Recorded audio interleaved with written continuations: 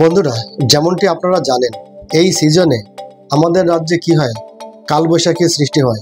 নিম্নচাপ হয়, নিম্নচাপ থেকে অনেক সময় কালবৈশাখীর সৃষ্টি হয়, যার ফলশ্রুতি হিসাবে বিশেষ করে নর্থ চব্বিশ Pargana, Basirhat sub division, south চব্বিশ পরগনা এবং পূর্ব মেদিনীপুরের মতো ডিস্ট্রিক্টে নিম্নচাপের ফলে আইলা থেকে শুরু করে আমফান, এই ঘটনাগুলো থেকে আমরা দেখতে পেয়েছি ফ্লাডের সৃষ্টি হয় এই কালবৈশাখী বা সাইক্লোন থেকে।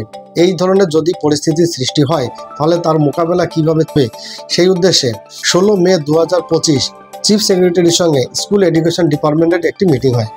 সেই মিটিংয়ের মিনিটস অনুযায়ী এডুকেশন ডিপার্টমেন্টের পক্ষ থেকে কমিশনার অফ স্কুল এডুকেশন আজ অর্থাৎ 11/6/2025 একটি ইনস্ট্রাকশন ইস্যু করেছেন।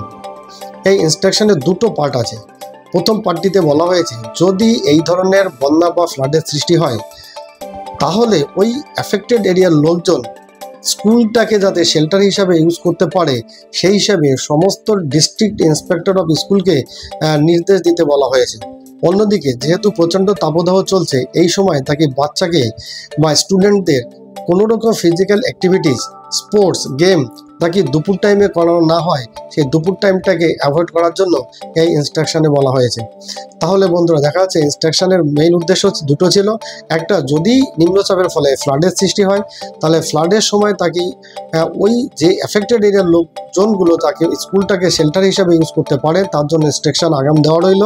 এবং এই সময় যেহেতু প্রচণ্ড তাপদাহ চলছে এবং গরমের ছুটিও আর এক্সটেন্ড হয়নি, তাহলে বাচ্চাদের স্কুল চলছে, এই সময়ে বাচ্চাদের যাতে দুপুর টাইমটাকে কোনো রকমভাবে ফিজিক্যাল অ্যাক্টিভিটিস বা স্পোর্টস না করানো হয়, দুপুরটাকে অ্যাভয়েড করার জন্য বলা হয়েছে বা নির্দেশ দেওয়া হয়েছে ইনস্ট্রাকশনের মাধ্যমে।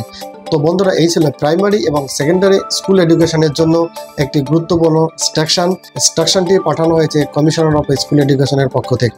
সবাই ভালো থাকুন, সুস্থ থাকুন। Thank you.